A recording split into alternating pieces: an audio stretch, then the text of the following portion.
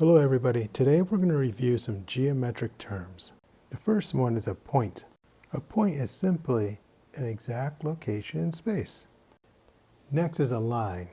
A line is a straight path of points that goes on and on in two directions. Next is a plane. A plane is an endless flat surface.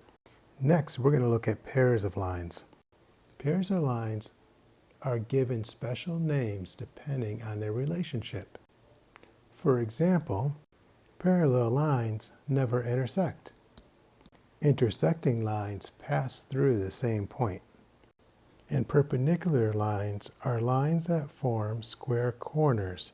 A square corner has a 90-degree angle. Now let's look at line segments, rays, and angles. Now a line segment is a part of a line with two endpoints.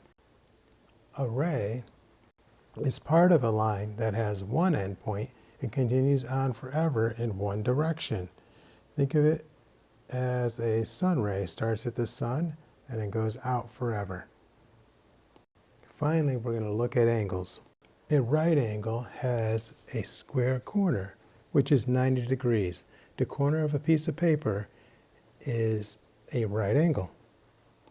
An acute angle is open less than a right angle. It's less than 90 degrees. An obtuse angle is more than a right angle, but less than a straight angle. Straight angle forms a straight line. It's 180 degrees. Now it's your turn to identify some line segments, rays, and angles. Good luck.